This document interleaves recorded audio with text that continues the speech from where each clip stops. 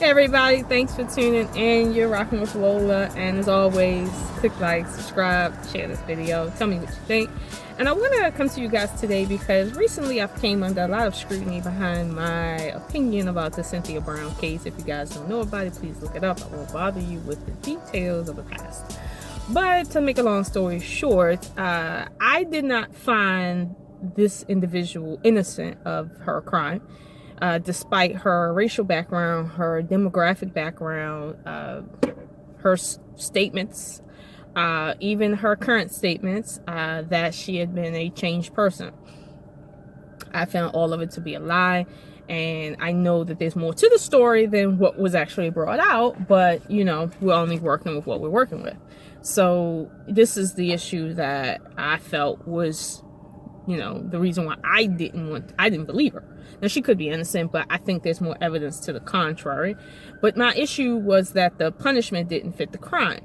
I felt that for someone who was 16 at the time, and, you know, the fact that all we do have is her shooting him, we have no proof of why she shot him or not. We just have that she shot him and evidence that it may have been intentional. I felt that being 60 years old or so when she's eligible for parole was a bit harsh. That was my take. But I was called a monster because, you know, I didn't see the fact that she was sex trafficked, that she had been molested, that the guy who she shot was preying on her, and she was raped, and a bunch of all the stuff there's no proof of. But I was called a monster because I didn't take that into consideration. Now, I want to make a few things clear because a few people have came to my page, you know, scrolling through my videos, making statements and stuff like that, leaving other comments about my material. And I feel that this is the platform that I will use to explain myself, because I don't really get too far into explaining myself, you know, on social media.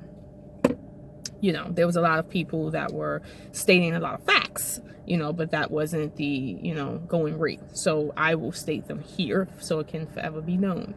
Now, I don't know if you guys know it or not, but some of you guys know it if you know me personally. I have an advanced degree in investigation services. You know, with a concentration in forensic science. So one thing I know is that when people get to lying about murder, okay, you can't lie but so much, because the physical evidence is going to tell the truth. As they say, people lie, numbers don't. You see what I'm saying? Like, this is what it really is. And when an individual says that they shot someone in self-defense, there's a lot of markers to show that that was self-defense. You know, like, forget about the, you know, the self-defense marks on both of the individuals in the conflict, but you know, there's evidence within the chemistry of the person. So when I heard this individual's story that she thought he was reaching for a gun and whatnot, regardless of what the circumstances may have been, okay, because I don't know. I really don't know. I'll get to that in a minute. But she says she thought he was reaching for a gun to kill her, so she shot him. If that's the bit of information we're going to look at, okay, fine, that seems plausible. But the fact of the matter is, you say he was awoke and reaching for a gun. The evidence shows that he was actually asleep. And in more than one way. And that's another thing. Like, people don't understand, like, you know, all that happens when there's a fight. Like, there's certain chemicals that are in your body when you are in fight or flight mode. There's certain chemicals in your body when you are in a sexually aroused mode, when you are under the influence. Like, it's like your body tells everything about you during that day, how thirsty you were at the time when you know, died, like everything. So when she says, oh, well, you know, he was reaching for a gun and I was afraid and I thought he was going to kill me, it's like, well, why is it that his body was in a state of sleep when he did that? Because someone who's reaching for a gun is going to have a certain level of, you know, the chemical that has everything to do with fight or flight, rage, stuff like that. Well, where is that?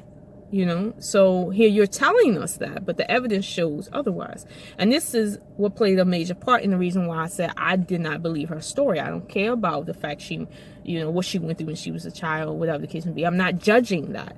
I'm judging the circumstance right here. She was in a room with a man and she shot a man in the back of his head. And she says she did that out of fear of what he was in the process of doing. So no, that didn't fly for me. Now, when I look at, the fact that, okay, she was fearful. Forget about the DNA, the genetics and all of that. What that really says about what's going on. She says that, she shot him, while he was trying to shoot her. Now, if you didn't come to that house with a gun on you, what gun did you have in your possession to shoot him with? And if you guys were in a bed or in a living room, whatever the case may be, why did you have access to his guns and he thought that he was going to shoot you? Like, what, you guys were planning a shootout or something? Like, something doesn't make sense.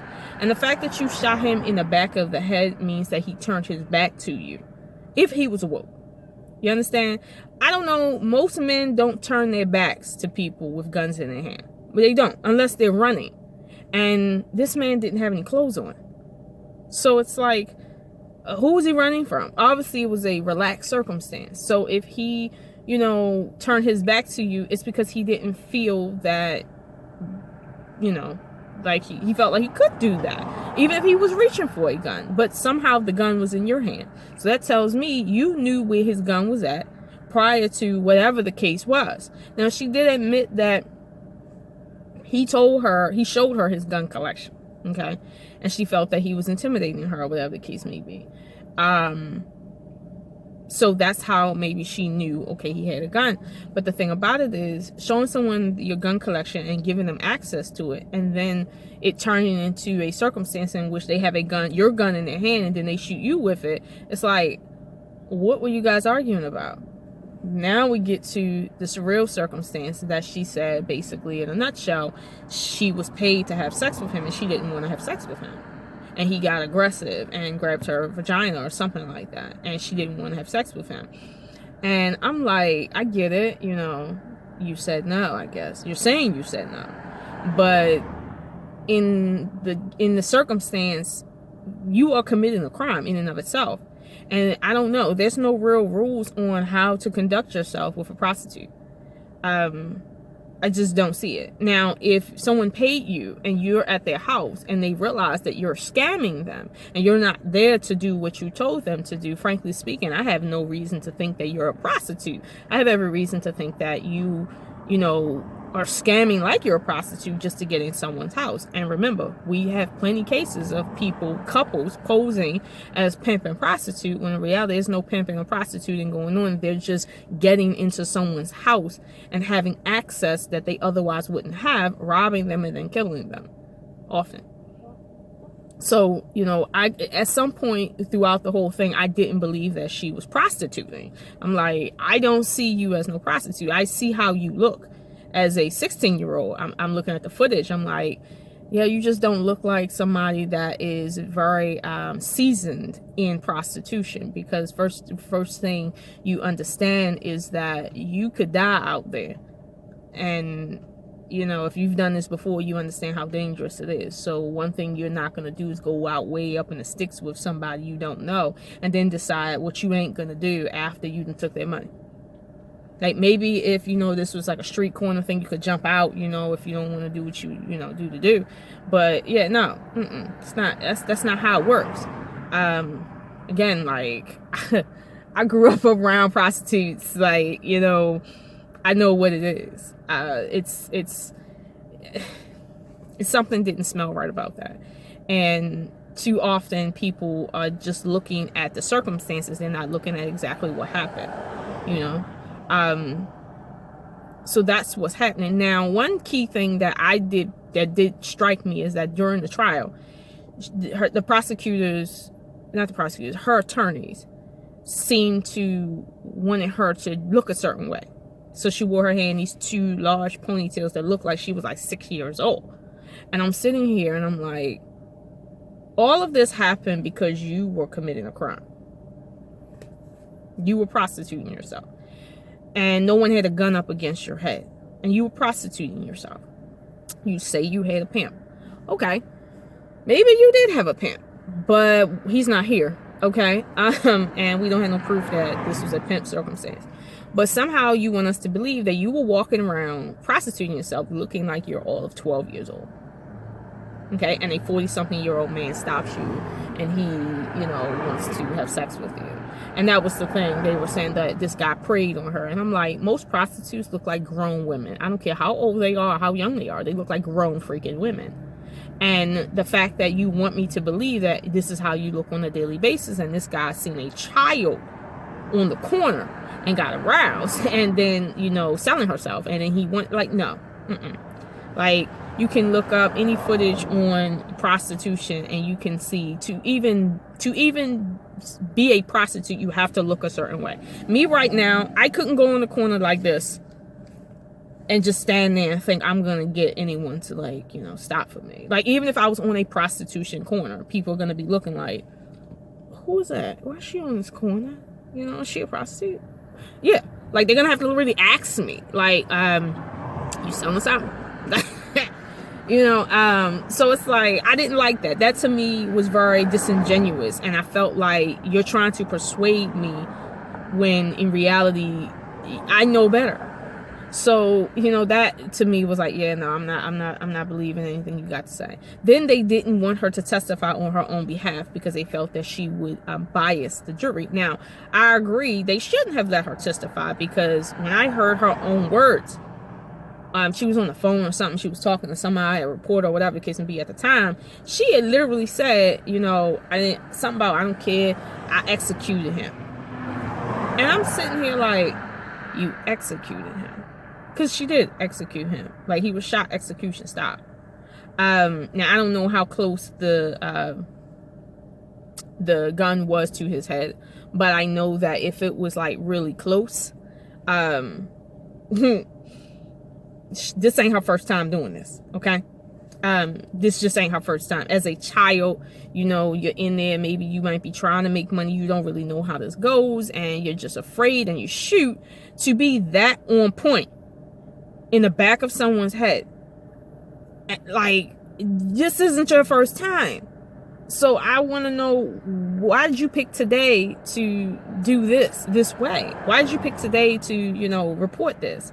I don't know. I think that this was a 2-part deal. I think that she went in there and whoever she was with someone. And when she killed the guy, or they killed the guy, somebody killed that guy. I don't know if it was her. It might not have been her. It might have been her. But whatever the case may be, she did not act alone. And when that car got stolen and those guns went missing, I think that somehow something happened in which it forced her to have to, admit to being the one to do it, or else, so, and she kind of might have felt like, some people feel when they're young, like they invincible, like, I'm going to jail, I'm gonna get this clout because of what I did is so heinous, and she don't really understand what she in for because she a child. But it's like, she did do it, and she did it for the reason she said she did it. She executed him. She just didn't feel like having sex, whatever the case may be. But that was not out of self-defense. And I think that's what people are missing. She did not act out of self-defense. I don't care if she was a child and she knew what she was doing or not. She didn't act out of self-defense. She was a monster. And I think people fail to realize that if this was your son, your brother, your father, your uncle, would you be sitting here telling yourself, oh, with the evidence we have, she was acting out of self-defense? Okay? Like, this guy was a child molester. Like, how is he a child molester? You're on the corner looking like any grown woman. The average 15-year-old does not look like the 15-year-old that I grew up looking at. The average 15-year-old back in the 90s and the 80s looked like she was 15. It was clearly, you looked like you was 15. You had snatched back. And, you look 15. But nowadays, the average 15-year-old looks like Kylie Jenner, who looks like she's every bit of like... But anyway, You can tell, like, the average 15-year-old don't look like a child, okay? And it's easy for them not to look like a child. So it's like, you have this girl, she's 16, she looks like a grown woman. This man stops thinking he's with a grown woman because, you know, most people don't card, you know, prostitutes, okay? Because it's not like a legal business. But at the end of the day, he's with what he believes is a grown woman in a consensual circumstance. So no, I can't sit and be bothered about the fact that she was 16, he was 40 something years old. As far as he was concerned, she was a grown woman, okay? Because if she was 18, we wouldn't be having this conversation. Like 24 months, like difference, like we wouldn't be having the same conversation. So I could care less about that. As far as like later on, you know, people try to get her out on her, that 10-year thing where you come up and, you know, you got to plead with, you know, you learned your lesson, your parole thing. And they were saying that, well, you know, she had a brain issue, like dysfunction when she did it. And it was because her mother smoked or drank while she was pregnant with her. And although I do believe that brain functioning and cognitive abilities are altered when mothers do strange stuff to their children while they're pregnant, this right here this circumstance made it very difficult for us to really say, okay, she's innocent. Because if you're telling me that you have a condition that you could not circumvent, you know, it's a lifelong condition and you don't belong in jail, I can understand that plea argument. I really can. And what that really says is, I don't belong in jail, but I don't belong with access to the regular public. But jail is not where I belong. I belong in a hospital. I get that. But in her plea was, I've changed as a person. So I'm like, how did you change as a person if you're saying that you were suffering from something, some degenerate chromosomal dysfunction that made it weird, as though you made this decision and you were not really aware of what you were doing, like more so than the average 16-year-old. Like, what are we doing here? Like, which side are you on? Like, what argument are you trying to argue? What I see is you're trying to throw everything at the wall and see what sticks. And to me, that screams guilty. A 16-year-old is not going to sit here now, well, 26-year-old now is going to sit here and say, I have a disease in my brain of which I can't help, but somehow I changed. No, you didn't change, okay? Seriously. So, you know, it's impossible. Like, did you get treatment for your chromosomal dysfunction while you were in there? Like, counseling does not help that. So, like, how? Like, why should we trust that you wouldn't do this again? Like, all we have is your word against, you know, biology, which isn't really showing that you even were telling the truth. Personally, I believe that she was working with someone else, and wasn't going to take the fall for it. She might have killed dude. I don't know. And then they're like, yo, I didn't tell you to kill him. Like, we were just supposed to come in here and get his stuff and leave and tie him up, whatever the case may be. And you killed him. No, I'm not taking it. You might as well, you know, report it, or else I'm gonna report it. And then she probably reported. Like, this is just me hypothetically, but I feel like there's more to the story than what she gave. Because anytime she wanted to claim she had a pimp and like she was being sex trafficked, but yet she didn't give up this pimp or this sex trafficked person, whatever the case may be, and they didn't do no time and they didn't get pulled into court, something's wrong. So, you know, I have my reservations about believing people in circumstances like this. And trust me, I don't condone rape. I don't condone none of the things that may have happened to this lady in her past life. But as it pertains to her pulling the trigger to this dude with his back turned to her, execution style, to his head, no. Okay. And, you know, just a little, and just to be honest, for real, what you doing prostituting if you ain't about to give it up? Like, seriously, like, what are you doing? Okay? Like, seriously. There's places where prostitution is legal. What are you doing? All right? Like, seriously. Okay? That man, I don't know. Like, he said this and said this and said that. Don't nobody care about that. Why were you there? You was there to have sex. Did you have sex with him? No. Why? Because you picked today to feel like you scared of, you know, penis? I don't know. Like, to me, it's just so much that's wrong with this case that I'm like, yo, I can't say what you did, but I can definitely say you're not innocent. This was not self-defense. You were not being raped. Okay? You negotiated sex for money. So no, you were not raped. And to sit there and say, well, I said no. Why did you say no? Was his penis too big? Did he not feed you? Because, like, honestly, like that, like this, it gets bizarre when you really look at this whole circumstance. What happened? And I just couldn't. And I get it. It's a sad story. Her mother was just like all over the place. She grew up really hard. I get it. But at the end of the day, I'm not judging how she grew up. I'm judging why she took a life that she can't give back. Like, this is really real. And this is what, I have a project coming out that's going to address the real culprit in this whole circumstance, which is not her, which is not the guy who's dead. There's a silent culprit here. And we're not looking at that culprit. And that culprit is getting away with murder, literally, and causing it to happen year after year, honestly, at this point, minute after minute. And our society is being undercut by this, and we're not even paying attention to it. But it's right in our faces. And I'm not going to give the project away, but I do want you guys to look out for that. I'll be doing more, promotional stuff and letting you know when it's coming out. But I'm definitely addressing this issue. I started working on this project before this whole Cyntoia Brown thing came out, but then when it came out, I felt like, well, I was glad that I was working on this project to highlight, this silent issue in our society, in our country, frankly speaking, wherever you're at, and why we have to change our culture, because if we don't, you see what I'm saying, policies are only going to reflect the current state. And the current state is something that everybody knows is on its way to extinction, our extinction. So, I just wanted to put that out there to you guys. So if you're mad at me because I don't believe this chick and I feel like she should rot in jail, so be it. But at the end of the day, show me some evidence that it was self-defense. Like, show me a black eye, a rape kit, something. But other than that, come on, stay out my inbox calling me a monster. The real monster, it was sitting in the courtroom, not me. All right. So I'm gonna let you guys go, and I'm gonna see you guys in the next video. Tell me what you think in the comments, and I will catch you guys later. Peace.